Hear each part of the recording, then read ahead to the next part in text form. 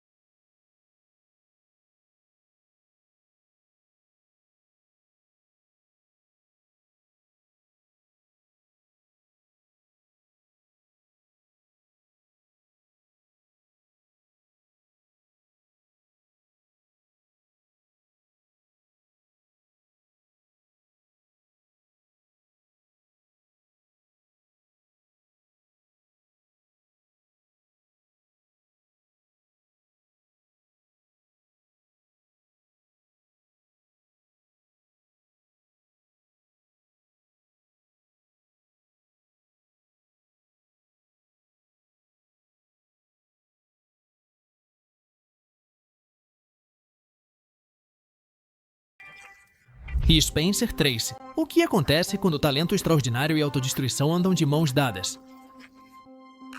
Spencer Tracy, um dos atores mais respeitados de sua geração, oferece uma resposta comovente a essa pergunta. Por trás de sua imagem impecável e de suas interpretações inesquecíveis, escondia-se um homem preso em uma batalha diária contra seus próprios demônios, uma luta em que o álcool era seu adversário mais frequente e feroz. Embora seus colegas admirassem sua capacidade de transformação diante das câmeras, aqueles que o conheciam longe dos holofotes temiam a tempestade que se desencadeava quando o álcool tomava conta de seu temperamento. Desde muito cedo em sua carreira, Tracy demonstrou um talento que poucos conseguiam igualar. No entanto, a insegurança pessoal e o peso das expectativas o empurraram para o alcoolismo, uma sombra que cresceria de forma implacável ao longo de sua vida. Ao contrário de outras figuras que transformavam suas bebedeiras em espetáculos cômicos, Tracy se tornava uma figura sombria e, muitas vezes, perigosa. O que essa transformação realmente implica? Significa que sua embriaguez não era o tipo de desordem que provoca risadas em uma festa, mas sim uma explosão imprevisível de fúria, tristeza e violência que deixava cicatrizes ao seu redor. As histórias sobre seu comportamento sob a influência do álcool são tão chocantes quanto numerosas. Humphrey Bogart. Uma lenda pode resistir aos seus próprios mitos? Humphrey Bogart não só se tornou o rosto inesquecível do cinema noir e dos anti-heróis românticos, como também consolidou uma imagem fora das telas, na do beberrão inveterado que via no álcool um companheiro tão inseparável quanto seu famoso cigarro. Desde os seus dias como jovem ator da Broadway até sua transformação em estrela de Hollywood, Bogart forjou um estilo de vida que parecia uma extensão natural dos personagens duros e desiludidos que interpretava. No entanto, a verdadeira história de sua relação com a bebida revela nuances mais profundas do que o simples estereótipo do bêbado encantador. Nascido em uma família abastada, Bogart rapidamente abandonou as expectativas que seu sobrenome lhe impunha. Após breves e frustrantes tentativas no mundo acadêmico e militar, encontrou nos palcos sua verdadeira vocação. Foi ali, nos bares frequentados por atores e aspirantes, que começou seu romance com o álcool. Não era um passatempo leve nem social, mas sim um hábito enraizado, uma necessidade tão essencial quanto respirar. Sua bebida preferida era o uísque, embora ele aceitasse qualquer bebida forte que pudesse sustentar seu constante estado de intoxicação funcional.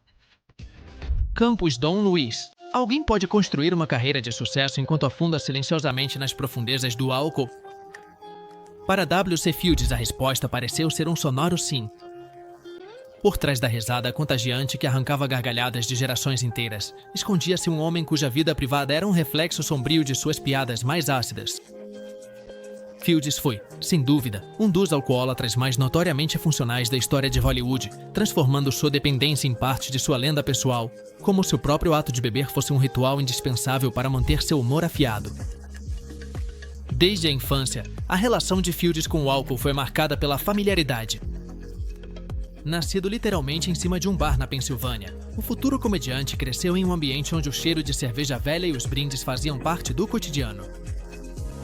À medida que sua carreira progredia, primeiro como malabarista de vaudeville e depois como astro do cinema mudo, seu hábito de beber se intensificou, transformando-se de um costume social em uma característica inseparável de sua persona pública. O que essa ideia de integrar o álcool à sua identidade realmente significa? Clara Bow. A fama pode se tornar uma prisão da qual nem mesmo o sucesso pode garantir a fuga? Clara Bow, a inesquecível it girl dos anos 20, parecia personificar o espírito livre de uma era que celebrava a juventude, a rebeldia e a ousadia. No entanto, sob o brilho dos holofotes, a vida de Clara foi uma montanha-russa emocional impulsionada não apenas por sua energia vibrante, mas também pelas sombras de inseguranças profundas e uma luta silenciosa contra os excessos, onde o álcool e as festas desenfreadas muitas vezes se tornavam seu único refúgio. Desde a infância no Brooklyn, a vida de Bow foi um retrato de sobrevivência em circunstâncias extremas. Criada na pobreza, marcada por um lar desfeito e uma mãe mentalmente instável que em certo momento tentou matá-la, Clara aprendeu desde muito jovem que o mundo podia ser cruel e traiçoeiro. Talvez por isso, ao chegar a Hollywood e se ver cercada de riquezas, atenção e liberdades inéditas, ela abraçou a festa como se sua vida dependesse disso. Não era simplesmente uma jovem aproveitando sua fama, era uma mulher desesperada para preencher vazios que nenhum troféu cinematográfico poderia remediar. O que realmente implica a noção de que a fama não salva ninguém. Para Bow, isso significava que cada sucesso nas telonas, cada capa de revista e cada aplauso estrondoso só serviam para acentuar seu sentimento de desconexão interna. Ricardo Barton, um talento colossal pode resistir à lenta autodestruição que impõe a si mesmo? Richard Barton, um dos atores mais aclamados de seu tempo, representa a tragédia do homem que, tendo tido tudo, escolheu um caminho de excessos que acabou consumindo seu imenso potencial. Desde muito jovem, Barton tinha consciência de seu dom extraordinário para a interpretação, mas também de um vazio existencial que parecia exigir ser preenchido a qualquer custo. Uma necessidade que ele encontrou no álcool, seu companheiro mais fiel e, ao mesmo tempo, seu algoz mais implacável. Ele cresceu em uma pequena vila no país de Gales, cercado por uma cultura onde o trabalho duro e a bebida eram realidades inescapáveis. Seu primeiro gole foi ainda adolescente, um rito de iniciação que mais tarde se transformaria em um hábito enraizado. Com uma voz profunda e ressonante e um carisma magnético, Barton logo ascendeu no mundo do teatro e do cinema, mas seu sucesso não conseguiu amenizar sua relação destrutiva com a bebida. O que realmente significa alcançar o topo enquanto, ao mesmo tempo, se cava a própria cova. A carreira de Barton decolou como um cometa na década de 1950, levando-o a trabalhar com os maiores diretores e a conviver com a aristocracia de Hollywood. No entanto, junto com a fama veio a reputação de beberrão. Ele conseguia consumir 2 ou 3 garrafas de vodka em um único dia. Paul Lynde, a engenhosidade pode se tornar uma arma de autodestruição? Paul Lynde, célebre por sua sagacidade mordaz e seu senso de humor inigualável, tornou-se um dos rostos mais reconhecíveis da televisão americana nas décadas de 1960 e 1970. No entanto, por trás de cada risada que provocava, pulsava uma tristeza profunda, uma frustração existencial que o álcool ajudava a silenciar, mesmo que apenas temporariamente. Lynde não bebia apenas por diversão. Bebia para suportar o peso de suas próprias inseguranças, em uma espiral que acabaria consumindo sua carreira e sua vida pessoal. Desde os tempos de universidade, Lynde era conhecido por seu humor afiado, capaz de desarmar qualquer um com um comentário sarcástico. Mas também desde essa época, a bebida tornou-se sua sombra constante. Cada sucesso profissional parecia, paradoxalmente, reforçar sua dependência do álcool. O que realmente significa alcançar o topo do entretenimento enquanto silenciosamente se constrói a própria queda? No caso de Lynde, a resposta foi devastadora, em popularidade massiva, por um lado, e por outro, prisões por conduta desordeira, escândalos públicos e uma reputação que começou a corroer seu legado. Paul Lynde era um homem de extremos. Quando estava sóbrio, era encantador, espirituoso e generoso. Quando bebia, aquela mesma língua afiada que o tinha tornado famoso se tornava cruel, ferindo até mesmo seus amigos mais próximos. Não era raro que, após uma noite de bebidas, Lynde acabasse brigado com aqueles que, minutos antes, compartilhavam seu riso. É aqui que a história toma um rumo fascinante. Ao contrário de outros beberrões famosos, Lindy não escondia seu estado. Ele se deleitava com sua embriaguez, exibindo-a como parte de sua persona pública, embora em particular lamentasse a solidão que seu comportamento gerava. Peter O'Toole. Alguém pode transformar o excesso em uma forma de arte.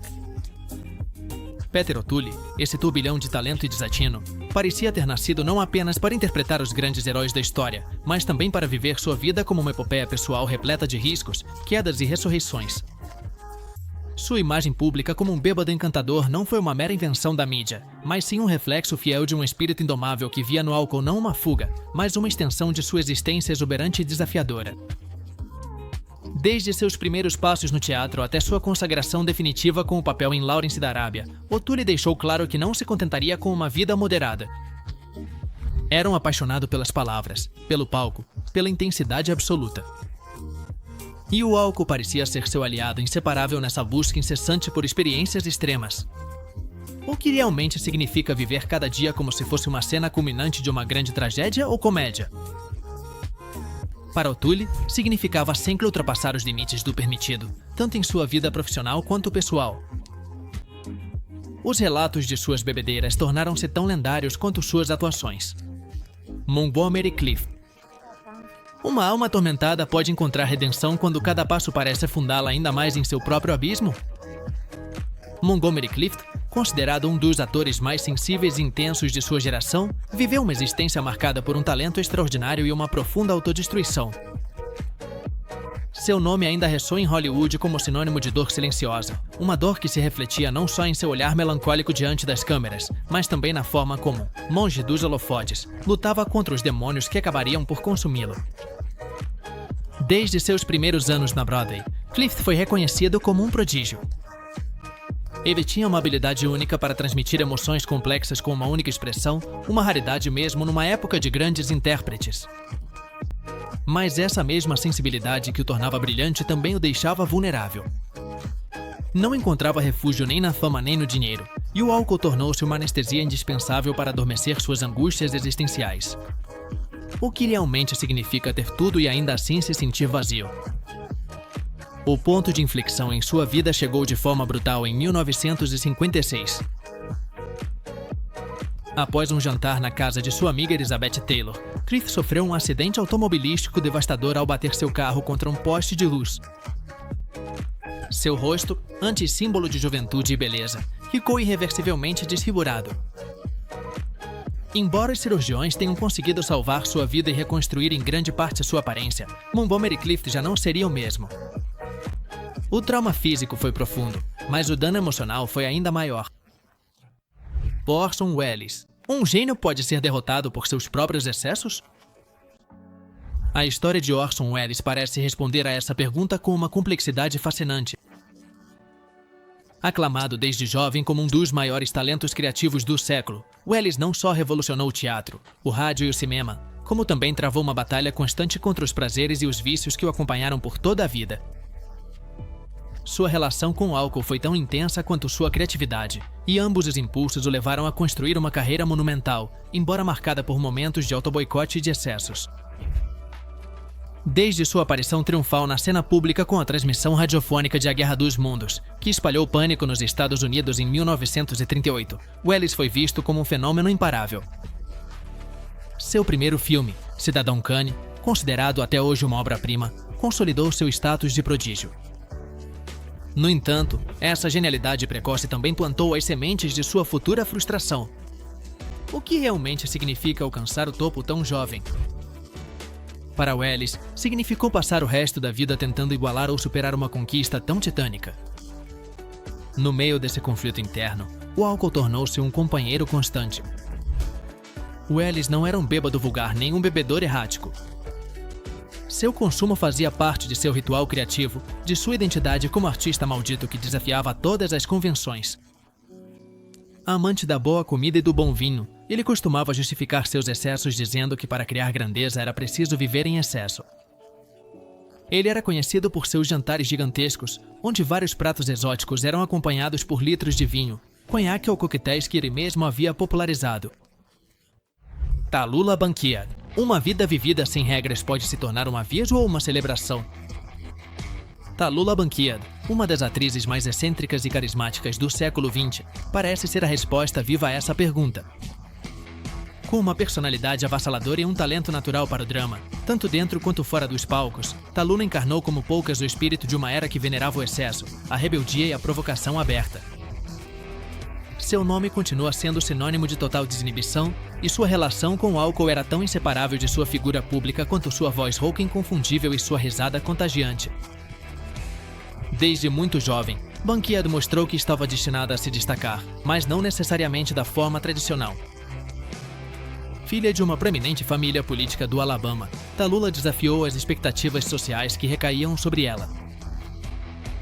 Aos 16 anos, convencida de que o mundo era grande demais para ser contida em sua cidade natal, ela se mudou sozinha para Nova York, onde logo encontrou seu lugar na vibrante cena teatral da Broadway. Lá, a bebida se tornou não apenas um passatempo, mas uma parte integral de sua identidade. O que realmente significa viver uma vida onde cada limite é visto como um desafio a ser superado? Ao longo de sua carreira, Bankhead ficou famosa tanto por suas atuações magistrais quanto por seus excessos públicos. Suas frases mordazes e suas tiradas fora de hora eram tão celebradas quanto seu talento como atriz. Richard Harris. A paixão pode ser tão intensa a ponto de arrastar consigo a destruição? Richard Harris, ator de voz potente e espírito indomável, viveu uma vida onde o talento e a imprudência se entrelaçaram em um turbilhão quase impossível de deter. Dono de uma presença cênica inigualável, Harris não apenas cativava com suas interpretações, mas também com sua maneira de encarar a vida como se cada momento fosse uma batalha entre a arte, o excesso e a inevitável decadência. Desde a juventude em Limerick, na Irlanda, Harris demonstrou uma inclinação para a rebeldia. A disciplina acadêmica não era seu ponto forte. Ele preferia os campos de rugby e os bares cheios de histórias e música. No entanto, após contrair tuberculose e ser forçado a abandonar o esporte, encontrou no teatro uma nova forma de canalizar sua energia vulcânica. O que realmente significa transformar uma paixão em um substituto vital para tudo aquilo que se perdeu? No caso de Harris, isso significou se entregar sem reservas à arte e a todos os excessos que a rodeavam. A fama não demorou a chegar. Sua interpretação em This Sporting Life lhe rendeu reconhecimento internacional e uma indicação ao Oscar. Era um ator magnético, capaz de passar do sussurro ao rugido em um único gesto, de comover até as lágrimas ou fazer tremer de fúria quem o via em cena. No entanto, sua ascensão meteórica também coincidiu com uma intensificação de seu gosto pela bebida. Harris bebia não apenas para comemorar, mas para confrontar o abismo de expectativas, frustrações e dúvidas que sua carreira lhe impôs. Barbara Payton. Uma promessa de grandeza pode ser destruída pelas mesmas paixões que a impulsionaram? Barbara Payton, uma atriz de beleza hipnótica e carisma inquestionável, parecia destinada a conquistar Hollywood. No entanto, sua vida se tornou uma das histórias mais trágicas e emblemáticas de autodestruição que a meca do cinema já conheceu. O que começou como uma ascensão meteórica terminou em uma queda devastadora, marcada pelo álcool, más decisões e um abismo emocional do qual ela nunca conseguiu escapar. Desde muito jovem, Barbara demonstrou uma ambição feroz. Nascida em Cloquet, Minnesota, sua família se mudou para Los Angeles quando ela ainda era uma criança. Lá, cercada pela promessa de fama e fortuna, cresceu com a convicção de que estava destinada a algo maior. Não demorou para chamar a atenção de olheiros, primeiro em campanhas publicitárias e depois em pequenos papéis no cinema. O que realmente significa ter o mundo aos seus pés antes de estar emocionalmente preparada para sustentá-lo? No caso de Payton, isso significou ser lançada no turbilhão da fama sem as ferramentas necessárias para sobreviver nele. Sua grande oportunidade chegou no final dos anos 40, quando a Warner Bros. A contratou e começou a promovê-la como a próxima grande estrela. Sua beleza loira, sua atitude desafiadora e seu magnetismo natural encantavam as câmeras. Frank Sinatra. Uma bebida pode se tornar uma extensão da identidade de uma lenda? Frank Sinatra, um dos artistas mais icônicos do século XX, não apenas dominou o mundo da música e do cinema com sua voz inconfundível e sua presença magnética. Ele também construiu uma relação inseparável com o whisky, especialmente com Jack Daniels, que acabaria se tornando parte do seu próprio mito. Para Sinatra, o uísque não era um acessório ocasional, mas sim um símbolo de camaradagem, resistência e sofisticação que o acompanhava tanto nos triunfos quanto nas quedas. Desde seus primeiros dias em Hoboken, Nova Jersey, Sinatra mostrou que estava destinado a algo grandioso. Sua ascensão meteórica na música durante a década de 1940 e, depois, no cinema, transformou o tímido garoto da classe trabalhadora em uma superestrela. No entanto, por trás de cada interpretação apaixonada e de cada nota perfeitamente sustentada, havia um homem que lutava com inseguranças profundas, relacionamentos pessoais tumultuados e uma necessidade constante de controlar seu entorno. O que realmente significa viver sob a pressão constante de personificar um ideal inatingível? O álcool, e em especial o Jack Daniels, tornou-se seu companheiro inseparável nessa cruzada pela perfeição e autodomínio. Sinatra não apenas bebia, ele ritualizava sua relação com o uísque. Ele tinha uma maneira específica de apreciá-lo: 4 cubos de gelo, 2 dedos de Jack Daniels e um toque de água. Esse ritual simples, mas elegante, tornou-se uma extensão pública de sua personalidade. Não importava se ele estava em um set de filmagem, em uma boate ou em um evento social de alto nível. Seu copo de Jack Daniels fazia parte de sua roupa tanto quanto seu chapéu e seu terno impecável. Ana Margarida. A força de vontade pode